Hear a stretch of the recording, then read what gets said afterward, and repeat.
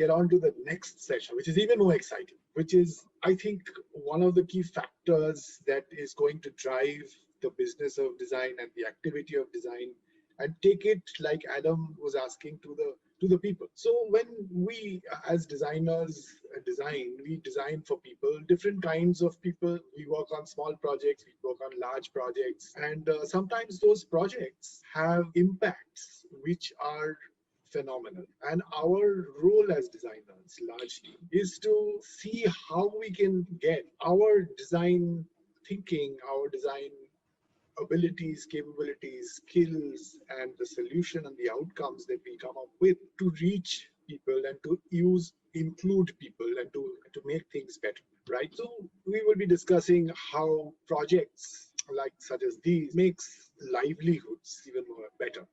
And this session will be about large footprint projects, wide impact projects, working to make change happen, ensuring that that change actually happens on the ground. And that's one of the things that we got from our last session, is that there is also now a time where design is not just a one-off solution. There is also a space for testing it, evaluating it, understanding how it's working between people, in people, within society. So that is kind of, in some sense, what we're going to be talking about. One other thing is that, it's like a never-ending cycle. Like, we start out all over again as soon as we have an outcome, which is the interesting part of design today. It's not an end in itself. It's like a journey, and this endless cycle is like, in a way, working for hope for a better society, hope for better things to come. I now invite my colleague, Professor Meenal, to chair the session with Neelam Chipper and Sonam Gyalsi. Over to you. Thank you, Anando. Thank you so much. I think this is the perfect time, and what better context to actually initiate these conversations. And having said that, to do that, for this very reason, I will warmly welcome our first panelist, Neelam. We've known Neelam and her work for the past 3 decades. She's been working tirelessly on something, I love the word, that is called as regenerative economies. And she's been working from a time when this word was not even a part of her vocabulary. So Neelam's work on regenerative economies in different parts of the country has impacted over 200 million strong artisanal workforce. And they provide design, technical, marketing, and management solutions to bridge the urban and rural divide. Having said that, she's an alumnus of MIT Ahmedabad and several distinguished programs from Harvard and Santa Clara. She's also the co-founder and trustee of Industry Foundation, as many of you know. She's also the co-founder and director of Mother Earth. She's also the founding members of Collaborative Initiative, Catalyst 2030, Creative Dignity, and so many such precious initiatives. Of course, a recipient of several national and international awards. That's the brief introduction I want to give you about Neelam, so that we truly appreciate the work that she has put in for the last 30 years. And without much delay, I welcome you, Neelam, to join this session, to take over this session, and to take over the presentation. Over to you, Neelam. Thank you. Thank you. Hi, happy to be here. Thanks for the opportunity. I have always avoided teaching because I thought I'd make a lousy teacher. So I very rarely offer to speak in front of students. I'm a designer. I joined NID because I saw in the brochure that you could design anything from a safety pin to a highway. And it said that design is problem solving. So I got admission in medicine, I got admission in architecture. And I said, I have to do this where I actually don't know what I'll end up doing. That's why I chose design, right? And I'm an industrial designer. And in my industrial design journey, it became very clear to me that India, we don't have to design for modern industry, because modern industry is very relatively new in a great ecosystem, universal ecosystem. It's 250 years old after the Industrial Revolution. Pre-industrial revolution, the largest contributor to India's GDP was I call the creative manufacturing workspace. Everything that we consumed in this country, we made ourselves. We were the world, we were one of the world's two largest economies, right? We exported all the silks, all the gems, all the jewelry, everything to the rest of the world, other than, of course, spices and all the rest of it. Today, that sector, which a lot of people call handicraft, handloom, artisanal, I'm sometimes forced to use those words, but I feel they don't do justice to the sector. We have the world's largest workforce. So I personally have not impacted 200 million artisans at all. But the general theory is that we have at least 200 million artisans in the country. And to me, this is a repository of a sustainable manufacturing workforce. It's a universal treasure, which you are in deep danger of losing, right? And India has met its climate targets from the Paris Accord. And India can actually become a big global gold standard for regenerative economies because we have the workforce, we have the culture, we have the society, and we are in grave danger of losing all of that. And I'll pause here to say that if I'm showing a deck, somebody has to put up the deck because I never use a deck. I was told I should share a deck. I've shared a deck. If someone wants me to show it, you can put it up. Otherwise, I'm fine without a deck, frankly. Anyway, because I personally never navigate a deck and talk. I can't do it. Right. So industry, I started my career as an industrial designer working with very remote tribal artisans in Bastar, in Chhattisgarh. These were lost wax metal craftspeople, right? And they were tribals. I lived with them for almost 2 to 3 years. And that's been foundational to who I am and what I am and any strategy that I built. And of course, it's the phenomenal design education that we received at NID that that really taught us how to think in systems. So anything that I'm showing you today is a classic example of systems design, right? And it'll show you the power of design far more than designing a product. But the early successes that we got were from good product design. So it's completely intertwined, right? There is never anything that is abstract. And I think that's the beauty of a design education, that you zoom in and zoom out, zoom in and zoom out. And I hope what I show here today could help you guys understand this better. Industry was set up to be a link between rural producers and urban markets. It was very clear to me that the traditional markets of our 200 million artisans have been denuded. So if you, in our villages, we were completely self-sufficient. We had a potter, we had a metalsmith, we had a leather worker, we had a weaver, we had, so everything that we needed, we got, it was manufactured around us. And the consumers for these creators were around them. This consumer has now become a distant consumer. Why? Because their neighbor no longer buys the handloom sari. Their neighbor is buying a cheap nylon sari. Their neighbor is no longer buying the leather chappal they make. The neighbor is buying a plastic bata chappal, and so on and so forth, right? The neighbor is no longer buying a bell metal kag pot to store their water. He's buying a plastic pot. So therefore, we have to look at being a link between rural producers and urban markets. And industry, over its journey, we have a blended finance model. As a designer, I never knew anything about finance. And that's the first thing I want to tell ISD. If you want to look at designers as change makers, you've got to equip them with a very broad set of skills. And I never knew anything about business. In a way, it's good because maybe that's why I did it. I plunged into it. I started by building a for-profit company, and I have now a very strong non-profit. So I work with raising private capital, mainstream capital or impact investment, debt, and philanthropic funding, donor funding, right? Because when you're trying to build new models for your seed and acceleration money, you oftentimes need a form of capital on which you can offer no return except a social return. And that kind of money you can raise only from philanthropy and grants. So Industry Foundation, which I'm representing here today, is a non-profit. It's an old non-profit, but I actively run it over the last 3-4 years only. Before that, I used to run, and I was very active in Mother Earth, where I'm still a active member. Okay, this is our problem, right? It's our problem. And we have solved this problem by looking at building cooperatives or collectives.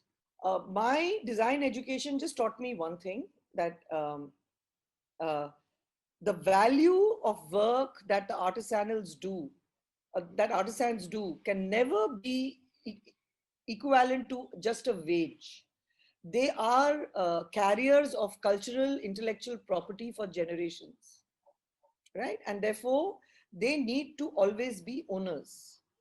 There is going to be a huge shift because modern supply chains have changed dramatically. We cannot recreate pre-industrial revolution situations, right? So today an IKEA is going to order 100,000 baskets and we jolly well supply them, right?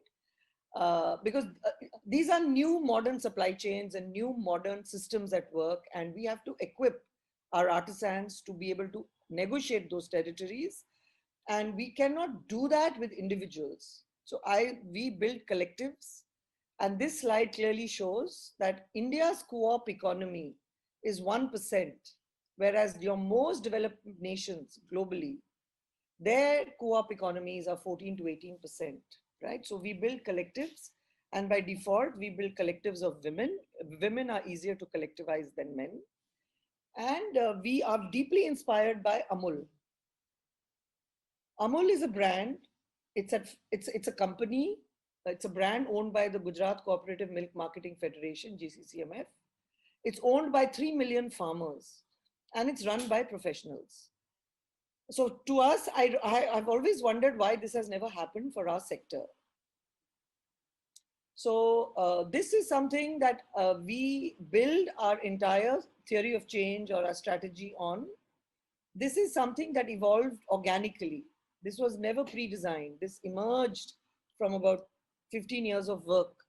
And my husband, Jacob Matthew, who's also a designer from NID, he one day came to me and he said, Neelam, what is it that you've done all these years? And I said, I've done this, this, this, this. And he made a sketch and he came up with this 6C ecosystem. It's a framework. So essentially what we do is, the first C is construct. In construct, it's aggregation. You aggregate producers and you enable them with professional management services. What does that mean? I have run a company for maybe 15 years. I've not run it alone. I always have a lot of professionals to help me. And I'm a designer, I've done a 6-year course at NID, blah, blah, blah, right?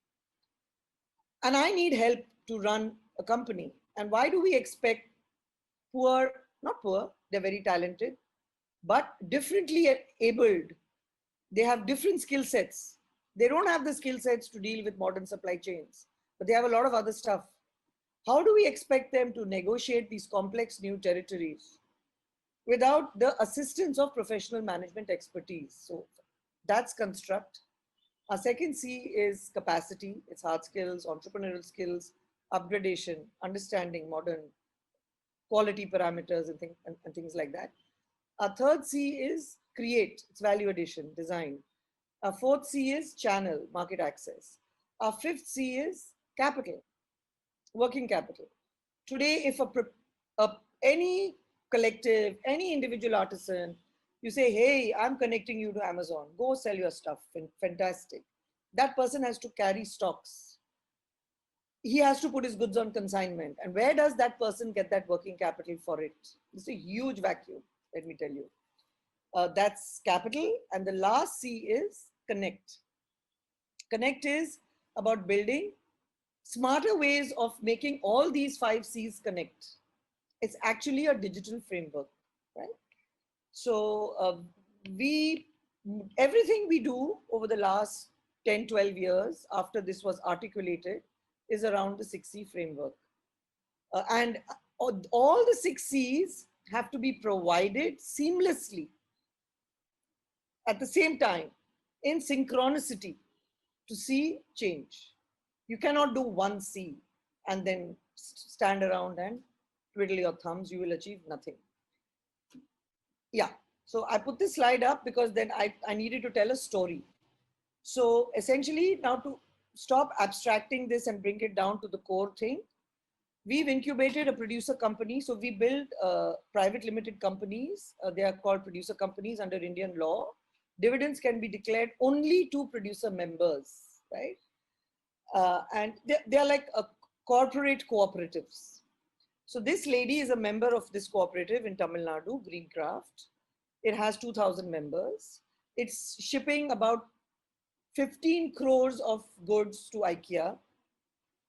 IKEA is asking them, like, she has a jig. She's using banana bark rope.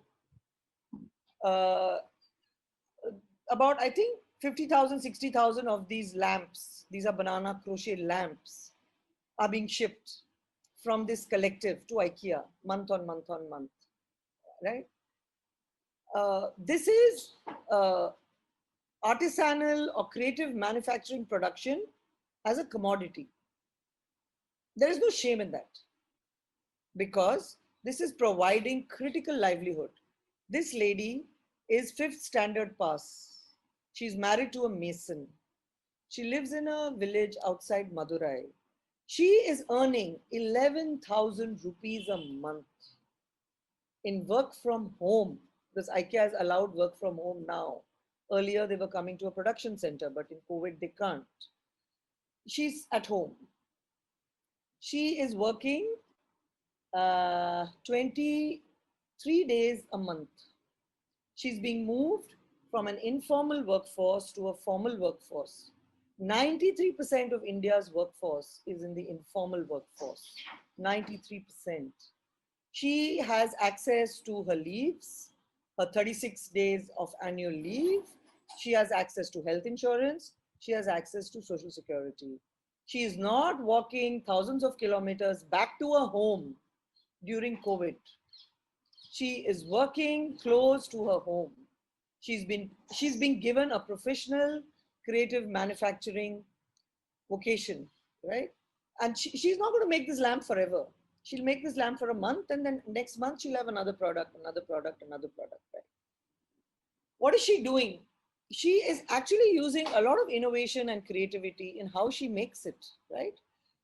I asked her, I actually met her last week. I was in Tamil Nadu. I said, how many do you make a day, a lamp a day? Because there was this huge doubt on how many pieces a day a woman is making and how much she's earning. So she just rattled it off.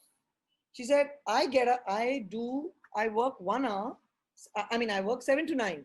7 to 9, I start from the top on that jig and then I go down itna. And that's the most difficult part. And to do that, I bend over it because I need to do that. Then 11 to 12, I finish the side and I put it on a stand. And we have given them those stands. And therefore it's easier. I do it in 3 hours. And in between, she does all her housework, right? 9 to 11, she's helping her kids with their online tuition. She's cooking. Then she says, I start my next lamp, 3 to 5, and I finish it, that last 1 hour, 9 to 10 in the night, right? So this is about social empowerment, economic empowerment, and this is about bringing societal change. This is a premise of a collective in Tamil Nadu. So 200 women are working here, right? They own this company, it's theirs. The company is going to make a 2 crore profit. It's going to hit 30 crores in 22-23. It's going to make a 2 crore profit. So other than this between 6,000 to 11,000 that they earn a month, they are going to get dividends. They are owners. So to me, over the years, it's become very clear that artisanal production has to change dramatically its face, otherwise it will die. But you retain 2 things of it. You retain ownership and you retain the voice of the producer, right? That they are allowed and they should always take decisions, creative decisions. They must always be in a co-creative phase. And that's how we train the professional managers who support them, that their voices are always to be heard the first. Yeah, so these are the lamps. I put this picture here so that it's in your face and everybody stops thinking that crafts always has to be one of a kind. It doesn't. You please go through, drive through Madhya Pradesh, through tribal villages. You will see a lot of roofs of the village huts, the roof tiles. You will see they are half cylinders, those roof tiles. The half cylinder is basically a potter churning out cylinders, then slicing them in half, and they become roof tiles. For centuries, crafts in this country has been a commodity producer, right? And we can continue in that same vein. And it's a spectrum. You can have groups doing commodity production. You can have groups doing very niche, high-end, one-of-a-kind stuff. It's a sector that needs a spectrum of solutions. Can never be a sector where one kind of solution will ever work. Okay. By the way, every banana bark lamp is heated to 60 degrees. It has to go into a dehumidification chamber. It has to, jigs are provided so there's a standard size, because this is how global supply chains work. You cannot ship a product all over the world for IKEA and it has fungus, right? So these are all the norms and methodologies that our producers now need to start accessing. So these are the kinds of products they do, right? And this is a collective which just uses banana bark. IKEA has got, as a corporation, has 2 SDG goals. As a corporation, it has 2 sustainable development goals. I'll share more about that later. One is women's economic empowerment, and 2 is circular economy. IKEA has clearly said, give as much of order as possible to these women's collectives, because we are empowering women and we are using banana bark, which is a waste product. India is one of the world's largest producer of banana. The trunk is thrown. This is bark removed from the trunk, strung into twine, and products made out of that. Right. Now, how is all this going to happen?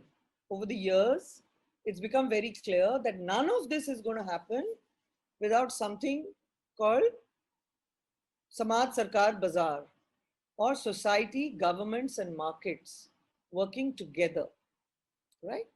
So I'm not saying that everybody needs to go out there and build a cooperative, right? But initially, if you seed the first few, the government is going to improve its schemes on how to make better cooperatives. And that's what has to be done, right? And therefore, as designers, we need to seed innovative systems, change, thought, which will then move into the hands of governments and markets. And that's how a designer could look at himself or herself as a social change agent. And everything is being done on the 6 C's. That's the basic principle. These are the sustainable development goals that industry impacts. The primary, no poverty, gender equality, decent work and economic growth, responsible consumption and production. The secondary is good health and well-being, quality education for the next generation. The women are earning just to put their kids through school. They're super clear about it, right? Industry, innovation and infrastructure, reduced inequalities, sustainable cities and communities, and of course, number 17, partnerships to meet the goals. This is all about partnerships with the government. We've had an 8-year-long partnership with IKEA. It's not been easy. It's been very, very, very difficult. But it needs to be done. There's no solution. And now we are talking to Walmart. We are talking to Target. We are talking, of course, the Indian chains are always there. But the Indian chains just do not have the scale for sustainable sourcing that global chains have. 60% of the global customer is looking for sustainable consumption. Okay, I'm going to quickly run through it. I have no sense of time I had 20 minutes, so I've obviously run much over time. So I'm just quickly going to run over this. We use 3 engines of growth to do this, right? And I'm not the mastermind behind it, please. We have an organization, we have people, all of us talk and we string things together, right? All my work is sort of ended with the 6C framework, which somebody else articulated for me. Now everything else is happening with a lot of co-creation in the organization. So deep hand holding is when we do all the 6Cs together for a community. Broad hand holding is when we enable others to do 6Cs, right? And we've started a broad hand holding accelerator program called Regen Earth. And light hand holding is when we put all our methodologies on an open source societal platform. It's called the Platform for Inclusive Entrepreneurship, and anybody anywhere in the world can use all the methods and technology available. I'm not going to go into this. This is the approach of the broad hand holding, Regen Earth. I know I'm very much over time. This is the Platform for Inclusive Entrepreneurship. It's a collaborative of industry, which is working on off-farm or artisanal occupations, Vritti, which works on farm occupations. I think this is also very overdue. People in the craft sector have to stop working in isolation. They have to work much more with the farm sector, because the farm sector is the sector which the government recognizes. The government has zero recognition of the craft sector. And the third is, of course, a Platform Commons Foundation, which is working on all the technology for us. This is a slide which I have put here. So it reminds me of a global collaborative, Catalyst 2030. This is a global collaborative of social entrepreneurs who came together. And and this is an answer to the person who's put a question for the previous group. Be honest and tell us, is collaboration really possible, right? So this is a test of that. We started with 120 global social entrepreneurs, because the sustainable development goals are not going to be met till 2090. That was the answer pre-COVID. Post-COVID, they would have got pushed back another 30 years, right? And we are trillions of dollars short of meeting the sustainable development goals. So social entrepreneurs from all over the globe came together and said, let's stop working in silos and let's start working together. This was the launch of that movement, which I was there. And believe you me, things are happening. I don't have time to talk about it. Creative dignity, yes. This is a result of everything that I learned at Catalyst 2030. I learned a huge amount, and we just poured it all out, and creative dignity happened. Please go to the site www.creativedignity.org. It's a movement, it's a collaborative movement, volunteer-driven movement. It's a network of almost 200 organizations in the craft space, small designers, professionals, and small organizations, NGOs. Flourish. These are all creative dignity and flourish are actually elements which will eventually sit on the platform for inclusive entrepreneurship. Flourish is a 100% producer-owned brand. Amul is 100% producer-owned. It's about time the craft sector had a 100% producer-owned brand for creative producers. That is what Flourish is. And the beta will be launched in January. And that's it, I think. Yeah, thank you. Thank you. Thank you so much, Neelam. I think that was a very power-packed 25 minutes that you gave us with a very clear and concise framework, because I am sure many of our students were actually wondering, how does this really happen? How do you actually innovate, support social entrepreneurship? There's a lot of clarity which you brought to the table. We already have questions in the chat box, but we are going to take them post Sonam's session. At this point, I am going to introduce our next speaker, our next panelist. So as to bring another dimension to this conversation, I take this privilege to invite Sonam. The unique essence of his work is the model of creative mountain economies. I love this concept. It's proposed by EcoStream, a design consultancy which is set up by him and his fellow NITians. It's about integrating the aspirations of the communities that are living in a fragile ecosystem, and with various manifestations of development and values that are proposed by the UN Sustainable SDG goals that Neelam was just speaking about. Design investigates into those values, those qualities that the mountain communities are holding important, and to live a life that is set by such responsibilities and values, such that you can be custodians of the Himalayas.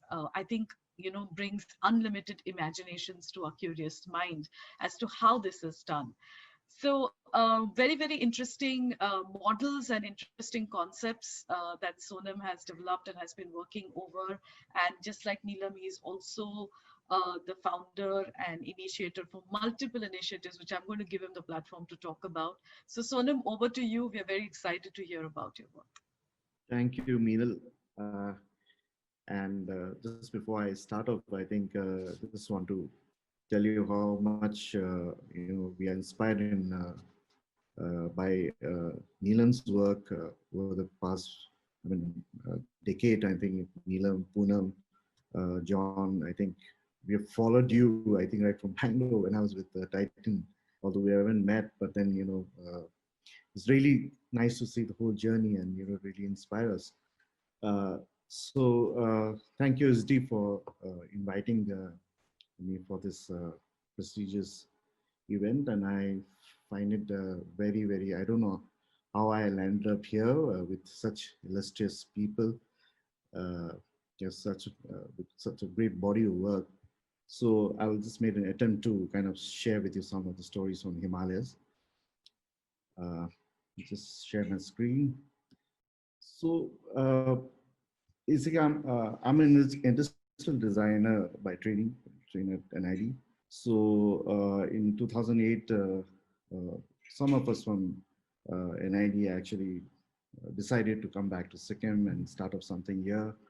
Not really just for the love of the state being a home, but just like how Neelam had mentioned, we saw tremendous opportunities out here because we've just been trained to solve problems.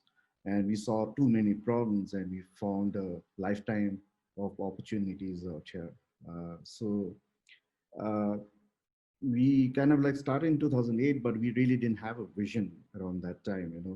So we just kind of like said that let's just work together and see what happens. So in 2015, after working for almost about 8 years, we kind of somewhere revisited or re-looked at our entire journey. And that's when we formulated this vision and this definition of what EcoStream is. So we are a community of designers, doers, collaborators focused on mountain-based issues and development, because that's when we realized that our core competency was to understand mountain-based issues and development. And to give you a kind of a perspective of Sikkim, where I am from, where my design studio is, it's basically was the first organic state in India. I've used a 100 rupee note here, which is not in circulation now, but sometimes most of the time when people used to ask me where is Sikkim, so I just used to refer to the 100 rupee note because that's the Mount Kanchenjunga at the back of the 100 rupee note.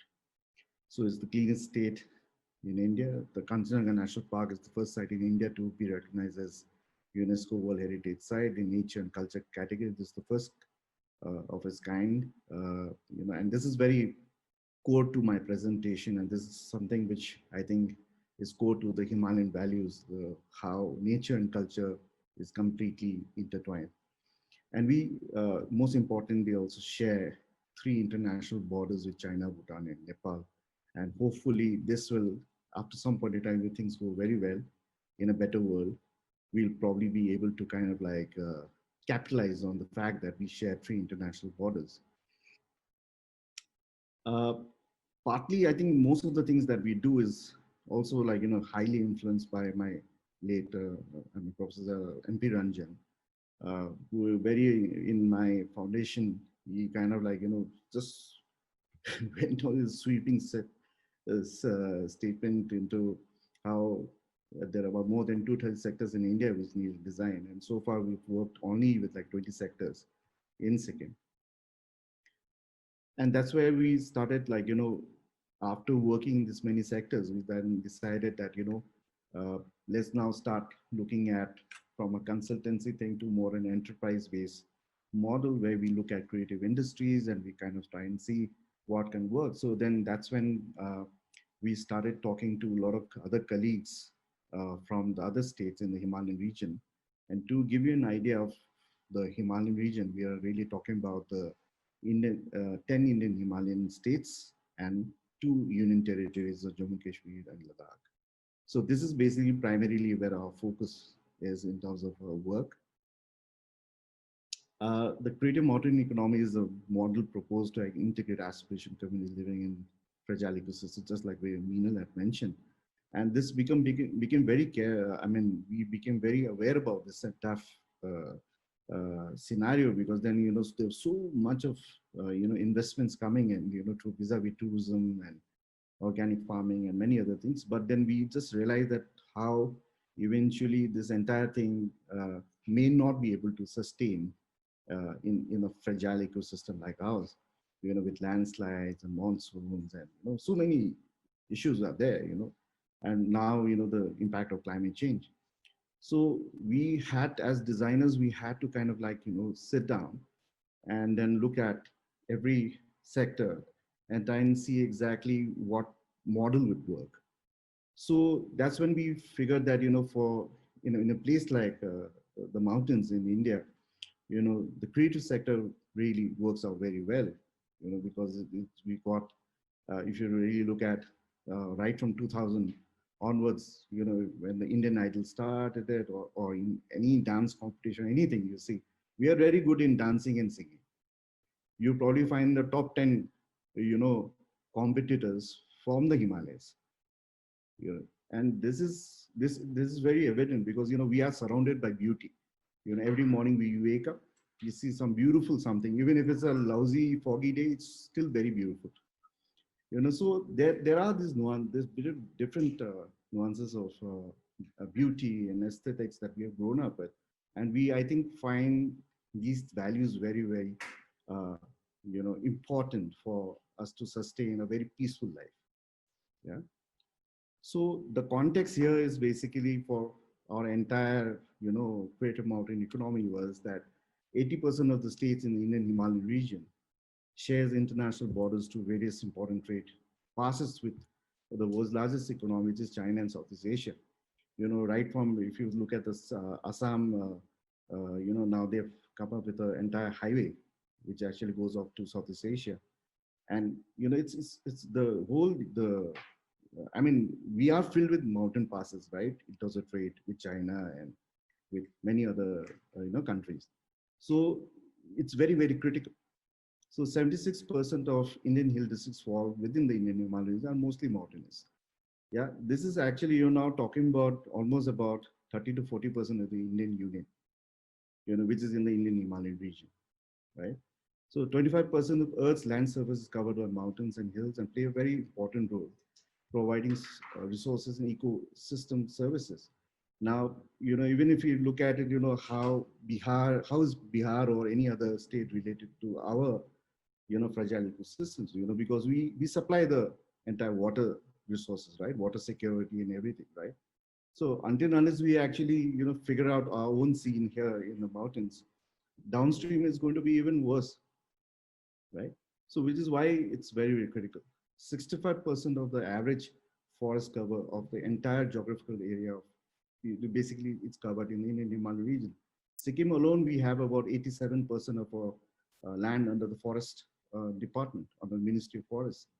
64% is under forest cover.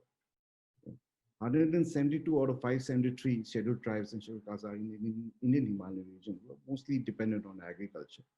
Yeah, which is why the organic farming tag came to us very naturally.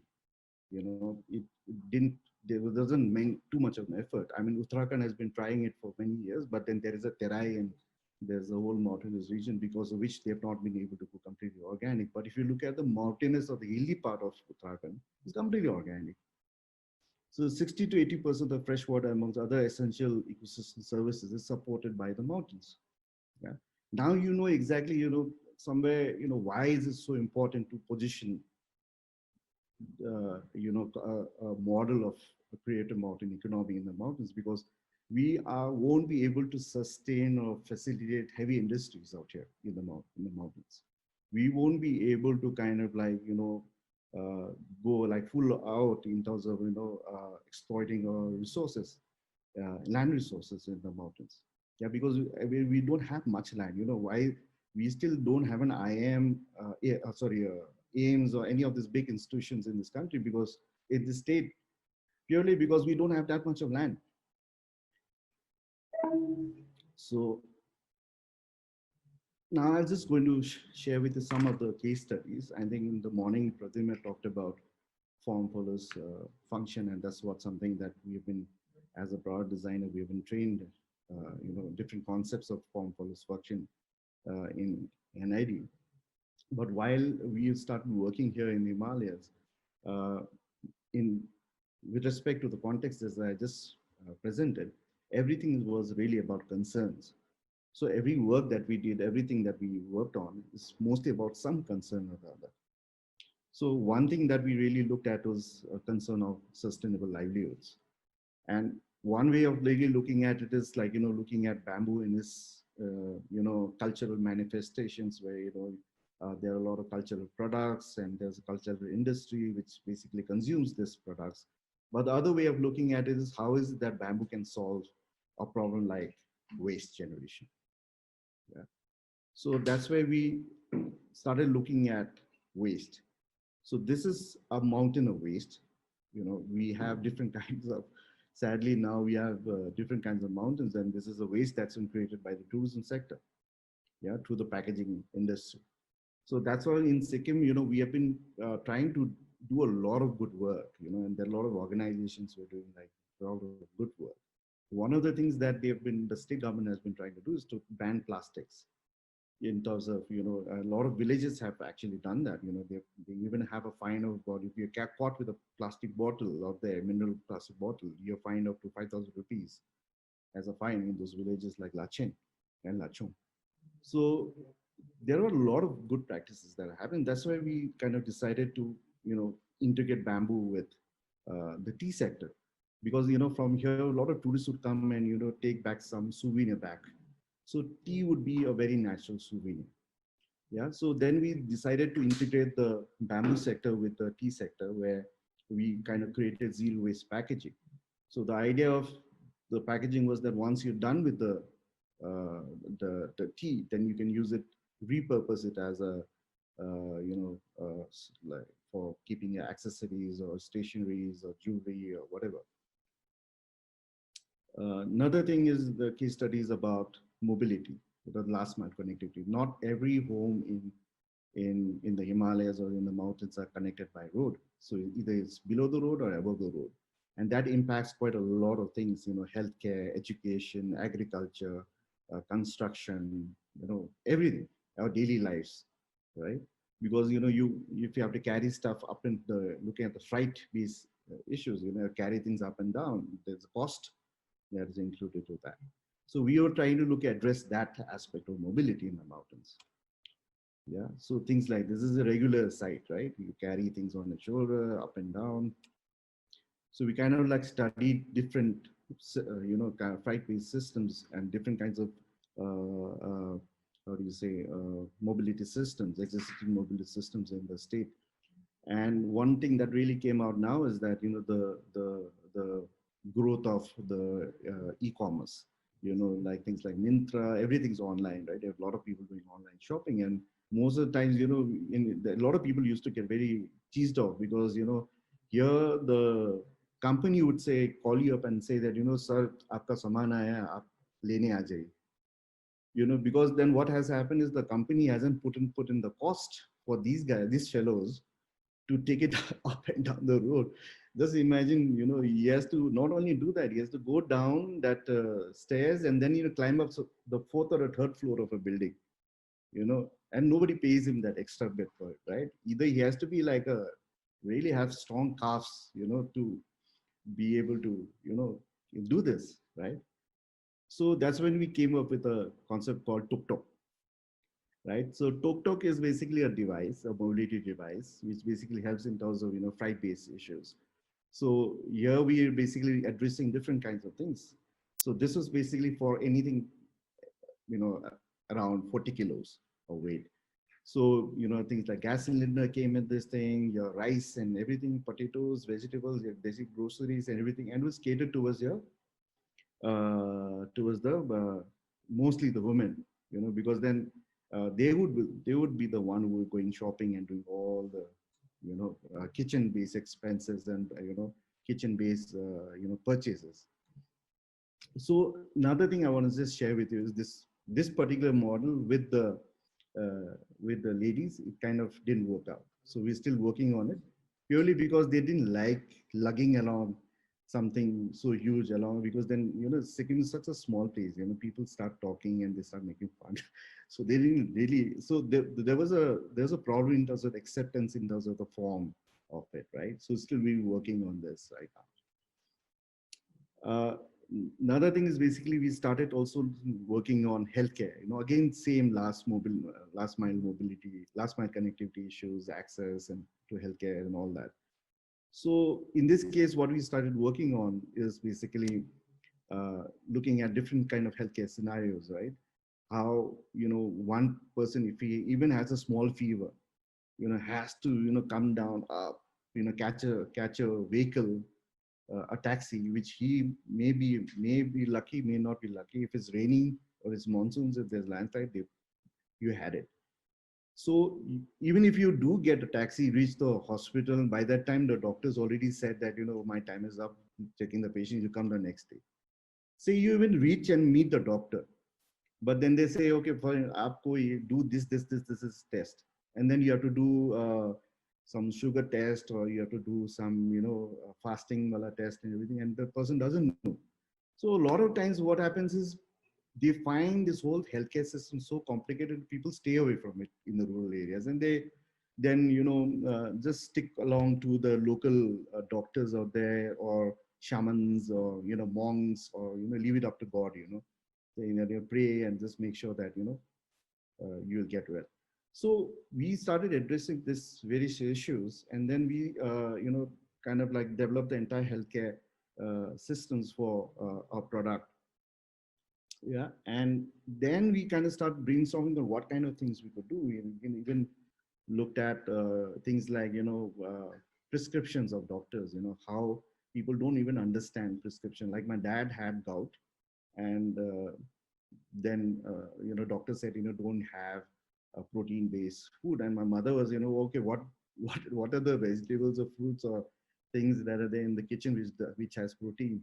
So in one sense, what happens is that everybody understands things visually, so we kind of like started investigating the way people consume things, the way people develop immune systems. And when we came up with an app called Menla. So Menla is basically an app which is for the healthcare service providers as well as for the citizens. It works both ways. It works on an offline as well as on an online system. Yeah. So only thing is you need a mobile phone. Yeah. So we kind of like started working with the service providers and then trying to understand exactly how do they have health camps, how do they have how do they reach out to the patients in remote places, areas, and what are the common diseases that people have. So we started then looking at mostly the preventive healthcare systems, and we probably were like quite in that sense quite early on. This is before the COVID happened. This is last year. So in that sense, most of the things that we developed around that time is now so much applicable today, because right now with COVID, everything's about preventive healthcare, right? So right now we're working with the state government to developing this thing. Right now it's in a demo stage. Yeah, and this is one of the most, most engaging and someone I think for in our office probably the most important project that we have done in the past 11 years, which is basically the textbook redesign project for the primary schools in Sikkim, which is class 1 to 5, English, Maths, and EVS. And in this case, we work with almost about 180 content writers selected from 40 different schools across Sikkim. And this is a massive process, right? So some of the features of this project are the learning outcomes of the NCRT 2017, the integration of environmental studies in language, maths in class 1 and 2 with introduction of subject of EVS from 3 to 5. Now, maths and all usually are like textbook full of formulas, etc. But then just for the first time, the content writers figured out a way to have storytelling and narratives and an EVS based approach to kind of explaining maths, through storytelling. I'll just show you some examples of that. And this is the only project, textbook design project, which has the integration of education for sustainable development goals for the implementation of the UN 2030 Agenda for Sustainable Development Goals of Education, Peace and Sustainable Development. So this has been, the project was with UNESCO MGIP also. They were also one of the partners in this project. So they have embedded the ESDs in this textbooks that we are doing. And the content of the textbook is embedded in the social cultural context. So a lot of local folklores, things about crafts and how craft processes and craft persons have been introduced in the textbooks. So this is how right now the textbooks look like, the covers. So I'll just give you some of the examples. This is a class 2, a chapter in class 2 maths, where they're actually talking about livelihoods, through a story of Debu, Chandramukhi from Pakyong in East Sikkim. So there is a little photograph that you see of there is actually Debu. So it's an actual story where the content writers went and documented and talked to the to Debu, who is a vegetable seller. She's a widow. She's a mother of 2, and how she's basically sustaining her entire livelihood. And through this entire process, they're actually talking about commerce and income and savings and and organizations and community, and that's something beautiful, right? So we were very fortunate to be able to work with such beautiful content writers. So here in this entire thing, now the thing is that for us, as a design team, we had to go down and we said, let's just concentrate on the vegetables that are grown in and around Pakyong area, the seasonal vegetables, and then use words like rayosag and ningro and iskus and things like which are very local, so that everybody in that classroom can identify with it. Not only the children, but the parents also can identify with, because in the government schools, the parents are completely off the hook, right, when it comes down to education of the child. So this is one effort that was being made to bring in the parents also into the education system by introducing content which is they're also familiar with, right? So this is basically a board, a rate list for Rayosag, Iskus, Ningro and stuff like, which are basically Ningro is a fern that's grown in, this is that Ningro. This is fern which grows in Sikkim. So the idea is also to kind of like make children aware about their own cuisines and their own, food habits and all, because eventually this all, at the end of the day, help in things like tourism and homestays and, a lot of other rural tourism or many other those concepts. So here you're actually introducing how, Debu actually is a part of different ecosystems in the village. She's not only someone who's outside the system, she's someone part of the system and what the system is. Yeah, and here we are actually talking about things like human-wildlife conflict, to talk about profit and loss, right? So in Pakyong, with one of the biggest problems out there is the human-wildlife, is the monkey menace, right? So they come and destroy all the crops, etc., everything, So here the idea was to actually show, talk about what the loss was to our business, but to, a very common thing like human-wildlife conflict, like monkey menace and all. But at the same time, also not to show her very bitter and angry and this very thing, and then, but she also is there sitting there on World Environment Day and she's doing plantations and stuff like that. And through that plantation, also you're actually then also kind of explaining out here, what are the different local species of trees that she's planting, yeah, and how many saplings did she plant, and what was the rate for every sampling, and what is the money paid. So you're explaining different concepts of maths to these kind of narratives, to an environmental EVS concept. Yeah, and now Debu is also part of a self-help group where she's actually members with different kinds of women. And now one of the most interesting thing that, the UNESCO people said is that, we just don't want everybody in that village to be wearing just cultural dress and everything. We want people to be wearing, jeans and t-shirt, and young people, and different kinds of things. So don't. The idea was not to create a perception into children's head that that self-help group is only this very rural village people wearing saris and like that. The idea here was to actually make it very, very, very inclusive, and for children now to imagine self-help groups the way they want to imagine. And now coming to the enterprise part of it, that was the EcoStream as a consultancy. In 2015, we realized that that we were not getting, we were not really sustaining ourselves very well. Plus, a lot of times, what was happening is most of the projects that we worked on in the areas of livelihood just ended up becoming piles of reports in the government. So, we developed so many products for them, and we did one training in between. And then after everything was done, market testing, this, that, everything, all these products were made and done. So those artisans came back to us and said, now what? I said, what do you mean now what? So you guys start making the products and start, taking to the market and sell it. And we had done all of that. And then they said that, no, but we want you to help us out in terms of, selling these products and, taking it forward. Then I went to the department and I said, hey, this is what they want to do. And they said that, but our job was just to facilitate, and that's when I just said, okay, if all of you can give me an NOC saying that I can take these products and I can put it out in the market and do my own brand and everything and all that, then I'll go forward and invest. Within a span of like one day, it was the quickest number of NOCs and signatures I've ever received in my life. They said, okay, go, you take it.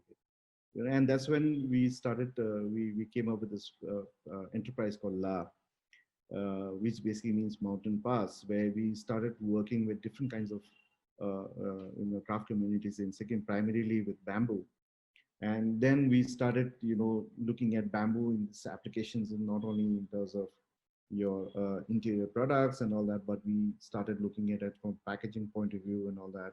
And Sikkim, in between, there was this whole wave of organic food and organic wine and this and that. So we started doing a lot of bottling, a lot of organic wine also. Then we started developing other kinds of products. This is basically the one on the left is a tea infuser made by a community called the Chindares, who live near the riverside, and they basically use, they make all these turnwood products using the force of the river. So there's actually no electricity, direct electricity engaged in this thing. It's only during the monsoon, and that they actually go there and they make these turnwood products.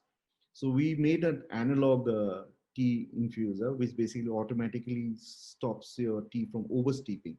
So we developed a slight, it's not a mechanism, but we kind of somewhere devised a way to actually make it work for white tea, black tea, and a green tea. Then there's another brand we started.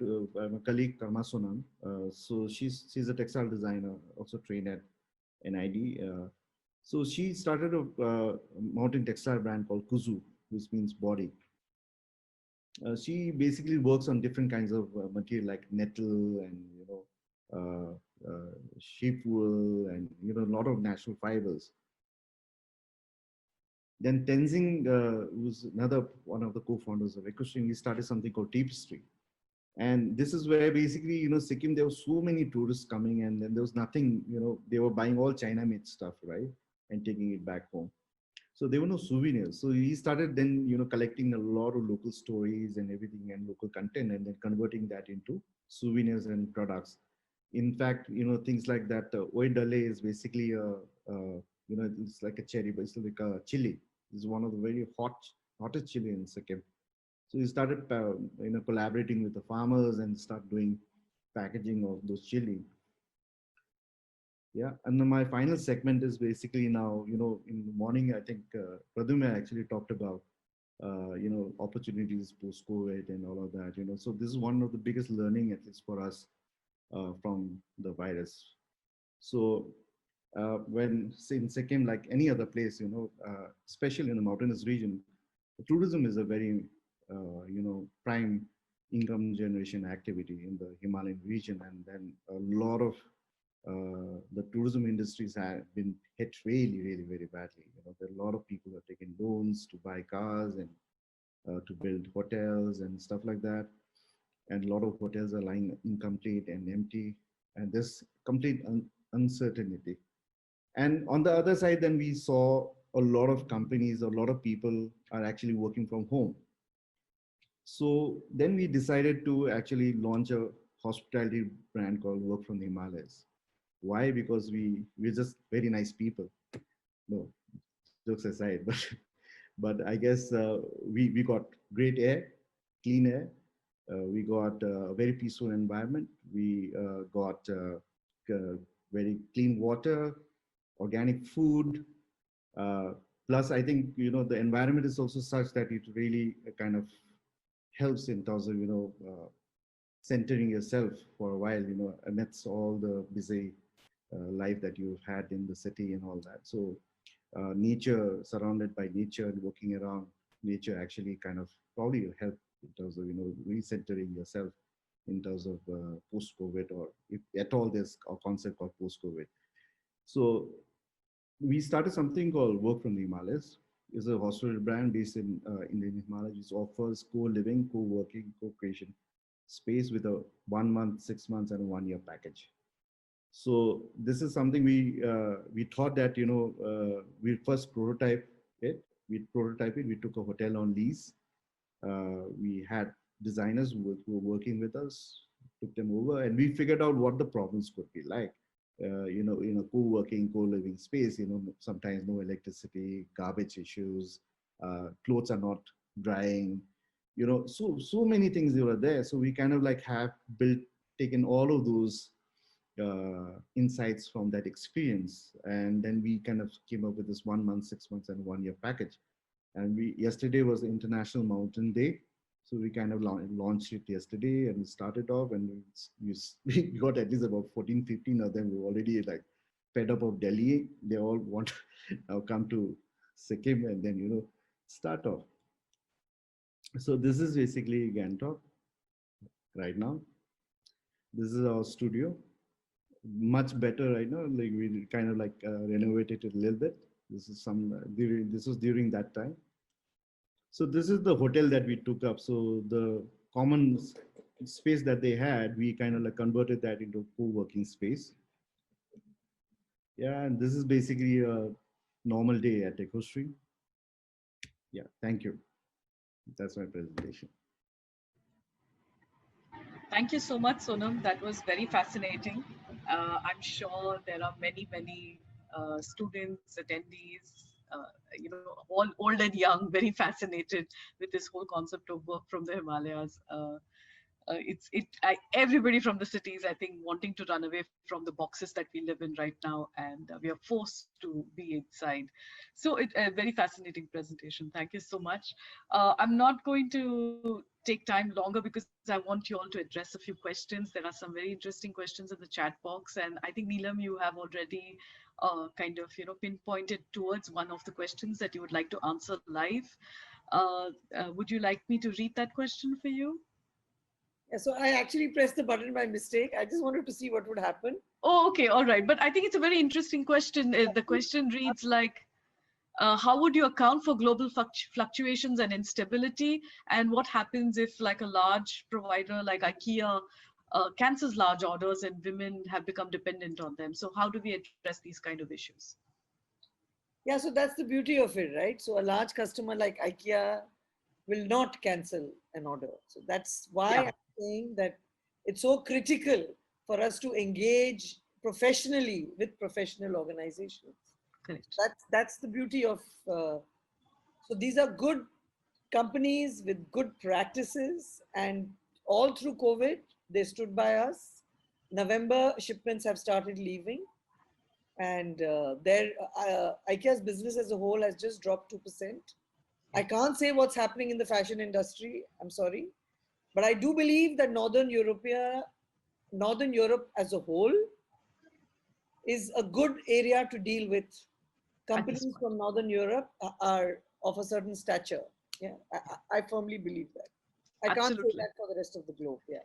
No, I do believe that the contracts would also be quite qualitative when they are signed, because they would account for these kind of some of these kind. I won't say natural disasters, but maybe some of these kind of sudden disruptions that happen in our everyday businesses, or that the instabilities that people are asking about. So And Meenal, with IKEA, we made it very clear to them, and actually we started working with them in 2006. We gave it a 6-year gap because we were not ready for them, and they told right, us that you're just too small for us. yeah, 2012, we went back to them. They said we're ready, but only on one condition: that even if we comply 80 to 90% with whatever you want, you are not leaving us. yeah, You cannot be here today, gone tomorrow. And they committed. absolutely.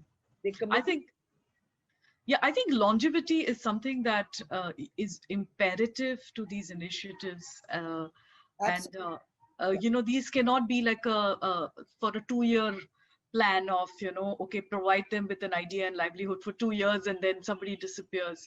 So I would just like to kind of ask you a little more on that. That when you bring these kind of, or when you actually design these kind of frameworks, or these kind of industrial cooperatives and collaborations, um, how do you insist upon the longevity and sustenance, because that's very imperative on the sustainability of these communities. Absolutely. So they have to be run like businesses, which is why we focus so much on the professional management layer. We raise Yeah, funding for professional managers to support the collectives. We raise what we call grant equity yeah, because they are not going to give a dividend to investors, no, no, right? So therefore, yeah, we request for a grant. So USAID is supporting some, yeah, HSBC CSR is supporting some, Target Foundation is supporting some, right? So we go out, we make the whole case and say that for 3 years you support these collectives, and at the end of 3 years they will become self-sustainable, and the professional management expertise will lie on the P&L or on the okay, profit and loss statement. It will lie on the books of the collective. They will yes, make enough margin to pay for these salaries. So fantastic, it has to fantastic, be a business. It cannot be absolutely. a charity-driven model. It doesn't work. Yeah, in fact, I really loved your statement initially that design education needs to include some aspects of finances or financial management at some point in time. I think we all, because we just love to be creative, but we do not want to be accountable towards any financial resourcing. So some students are very curious, ma'am, what sort of courses to be taken, or how do we actually enable ourselves or empower ourselves with more education that is, finance oriented. But I guess that's something that many of your teachers would talk to you and let you know about that.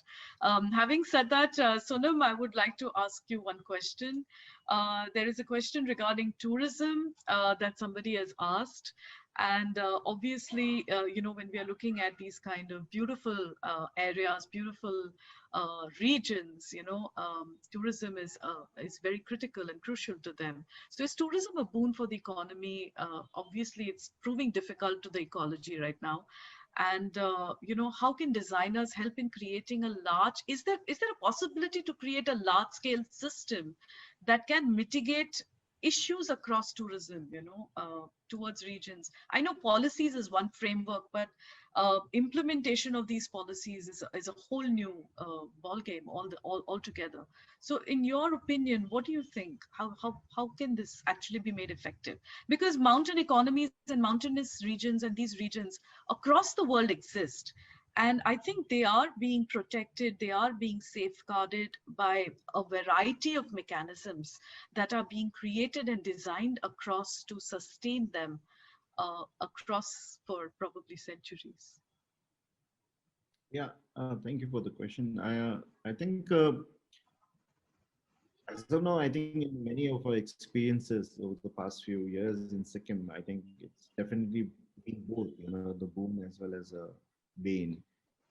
Bane because I think our carrying capacity is actually not Yeah, matching up not with match.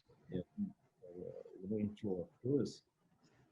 In the sense, I'll give you some figures. We're looking at about 22,000 kind of rooms available, lodges, homestays, hotels. There's about just 22,000 rooms. And this 22,000 rooms is catering to almost about 13 to 14 lakh tourists every year over a period of 100 to 200 days. And it's just that, we are not really ready to, taking that volume of tourists. And which is why work on the Himalayas actually works out quite well, because you're not having the footprint of tourists is actually reduced. But because of the number of days that a tourist is staying in Sikkim is increasing. So what happens is basically earlier, the model that we have is a 365 days of business. Yeah. In the other case, it's actually about 100 to 200 days of business every year. And what happens is in this kind of thing, there are a lot of players who comes in, so like people who take things on lease, and then, it's just you have a capacity of 20 rooms, 20 people, but then in one room, there are 4 people, 5 people, 6 people staying, so it really doesn't really work out. So work from the Himalayas is one attempt, right? And it actually happened because of the current COVID scenario. But I feel that, the COVID in a lot of ways actually has, for at least for Sikkim, it's actually kind of like given us enough time to think. Yeah. Given us enough time, and not only for Sikkim, I think it's probably the same for everyone. Yeah. But at least in our case, I think it's really helped us in terms of thinking where priorities are. There are a lot of people who are also talking about, stopping tourism-based activities in some of the villages, which are in the forest fringe areas, and then diverting the income to some other activity. Right. Which is equivalent to tourism. So there are strategies being developed. Yes. And why it's probably very doable for us is because we're just this, population of 6.5 to 7 lakh people. Yeah. So the scale of it is actually somewhere, which actually makes things doable, and which is why you probably find a lot of success stories from Sikkim is just because, we are like the pilot of every scheme in India. Okay. You want to test something in 5 years, you've got a government elected for 5 years. Right out. You want to test something in Sikkim. Yeah, I think that's a fantastic way to put it. Sikkim is our testing ground for a lot of policies. I think a lot of new innovative things that we want to actually look at. In fact, that also reminds me about something that Neelam had mentioned about, how we have to encourage people from not just depending on, one creative source of income, like they have to move from craft to maybe like forestry or agriculture. I remember that particular slide that Neelam was talking about. And I think that's a very wise and very important thing to realize, that maybe not all of them in these economies can continue doing the same thing for 12 months, 365 days.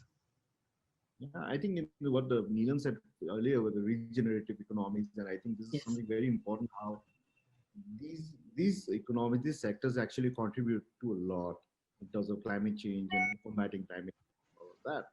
Because these are the sectors, or these are the things which actually uses very optimal use of raw material, time and resources and everything. They are doing the farming, they're taking care of the children, they're doing. It's a very holistic kind of a thing, if you really look at it from per household, development. And it's very, very critical. And in India, we've had it, and we still have it. It's just that I think we just need to kind of somewhere recognize this as an asset, and not really as something that, we're carrying it over from some other generation, or the Purana Zamana. Yeah, absolutely. That's something that is remarkable, how Neelam is actually, and industry is actually. In fact, somebody had written, we need 1,000 Neelams. How do you scale up? We need 1,000 Neelams. Don't need 1,000 Neelams. I'm very happy to also see Sonam's work. I thought the stuff around the education is super critical. Yeah. And Sonam, anyway, I will get in touch with you. We are starting a lot of work on bamboo now. So, yeah, fabulous. There's huge potential in the country on bamboo.